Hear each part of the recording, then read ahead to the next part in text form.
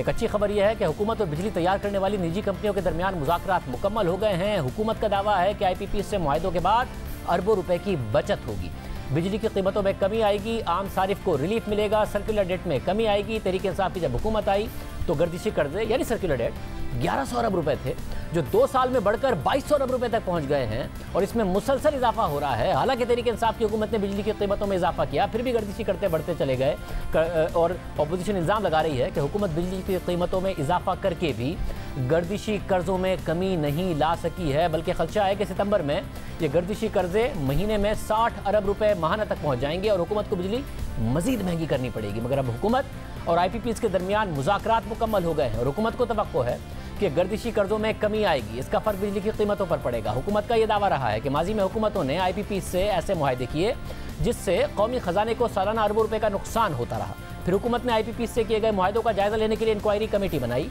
और उसने अपनी रिपोर्ट में बताया कि 1994 की बेनज़ीर भुट्टो दौर की पावर पॉलिसी के तहत 16 कंपनियों ने 50 अरब 60 करोड़ रुपए की सरमायाकारी की और ये कंपनियां अब तक 415 अरब रुपए का मुनाफा कमा चुकी हैं। इन कंपनियों को 2 से 4 बरस में अपना लगाया गया सरमाया वापस मिल गया और अब ये कंपनियां अपनी सरमायाकारी पर 18 गुना ज़्यादा मुनाफा कमा चुकी हैं। उनमें से 6 कंपनियों ने सालाना रिटर्न ऑन इक्विटी यानी सरमायाकारी में मुनाफा 60 से 79% तक कमाया और 4 कंपनियों ने 40% तक सरमायाकारी में मुनाफा हासिल किया। कमेटी के मुताबिक इतना मुनाफा दूसरी किसी भी सेक्टर में दिखाई नहीं देता। रिपोर्ट के मुताबिक पावर पॉलिसी 2002 के तहत 2934 मेगावाट के पावर प्रोजेक्ट लगाए गए जनरल मुशर्रफ की 2002 की पॉलिसी के तहत और इन कंपनियों ने 57 अरब 80 करोड़ रुपए की सरमायाकारी की और ये कंपनियां 8 से 9 साल के ऑपरेशन में 203 अरब रुपए का मुनाफा कमा चुकी हैं। कुछ कंपनियों की सरमायाकारी में मुनाफे की शरह 87% तक रही। रिपोर्ट के मुताबिक 2015 की पावर पॉलिसी के तहत कोयले से बिजली पैदा करने वाली 2 कंपनियों ने पावर प्रोजेक्ट्स लगाए नवाज शरीफ के दौर में और एक कंपनी 1 साल के दौरान अपनी सरमायाकारी पर 71% मुनाफा कमा चुकी, जबकि दूसरी कंपनी ने 1 साल में सरमायाकारी का 32% मुनाफा कमाया। गुज़िश्ता 2 सालों में रुपए की कदर में कमी की वजह से इन कंपनियों की सरमायाकारी में मुनाफे की शरह 43% रही, क्योंकि उन्हें मुनाफा डॉलर में मिलता रहा, इसलिए डॉलर रुपए के मुकाबले में बढ़ा तो रुपए में इन कंपनियों का मुनाफा बढ़ा। रिपोर्ट के मुताबिक बिजली तैयार करने वाली कंपनियों ने नेपरा को गलत इदाद शुमार दिए और ज़्यादा टैरिफ हासिल करके ज़्यादा मुनाफा हासिल किया। 2002 की पावर पॉलिसी के तहत कायम की गई कंपनियों को फ्यूल के इस्तेमाल की अदायगियाँ की गई और गुज़िश्ता 9 बरस में 64 अरब 22 करोड़ रुपए की इजाफी अदायगियाँ की गई और आइंदा आने वाले सालों में 145 अरब रुपए की अदायगियाँ की जाएंगी, जिसका मतलब है कि इन कंपनियों को मजमूई तौर पर 209 अरब रुपए की इजाफी अदायगियाँ की जाएंगी।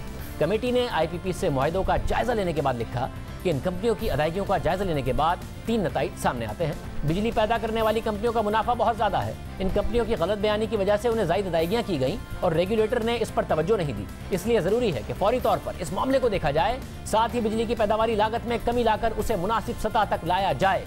आगे चलकर कमेटी ने हुकूमत के सामने 2 ऑप्शन रखे। पहला ऑप्शन ये कि तमाम स्टेक होल्डर्स के साथ बातचीत की जाए, एक मुआहदे पर पहुंचा जाए जो इस बात को यकीनी बनाए कि मुस्तकबिल में पाकिस्तान में बिजली के शोबे में माली इस्तेहकाम आ सके।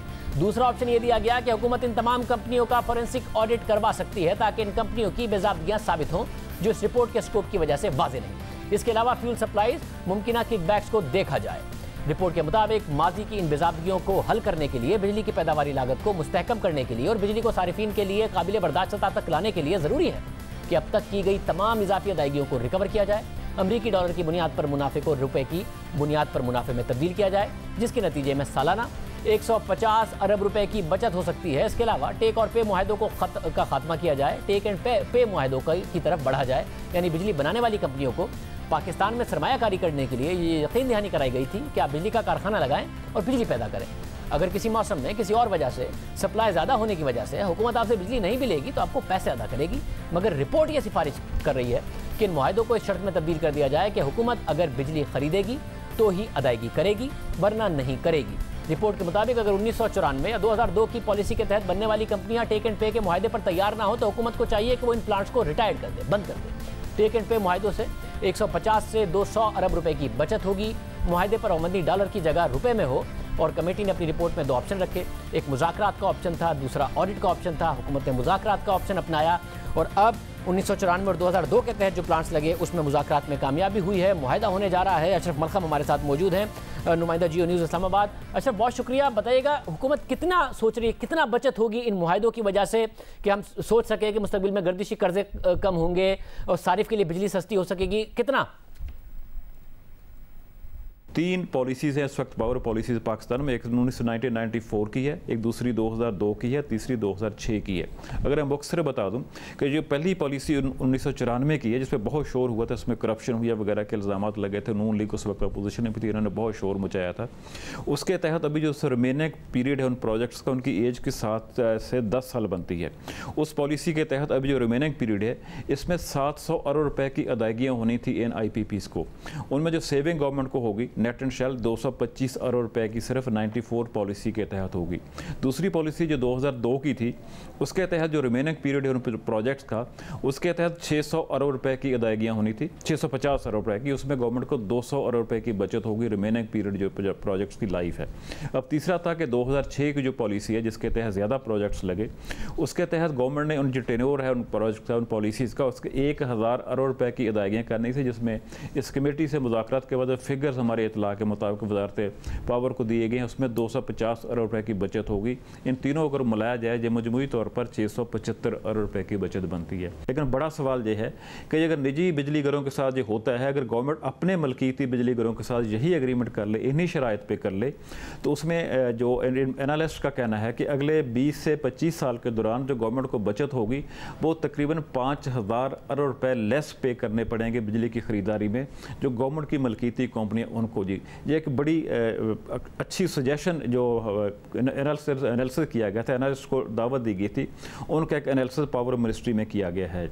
दूसरी एक जो अहम चीज़ है, मुस्तकबिल में जो एग्रीमेंट्स होने वाले हैं, जिसको सबसे पहला बेस बनाया गया था, जिस फार्मूला के तहत सारे एग्रीमेंट हुए थे, वो था 1994 की पावर पॉलिसी का।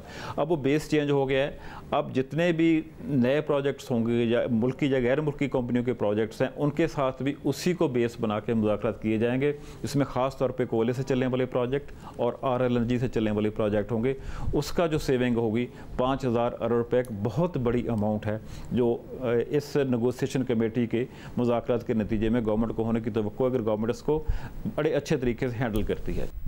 बहुत शुक्रिया अशफाक, हम तफसीलात बता रहे थे। हुकूमत पैसे बचा सकती है, उम्मीद करते हैं बाकी मुआहदों में भी इस तरीके से नेगोशिएशंस कामयाब हों।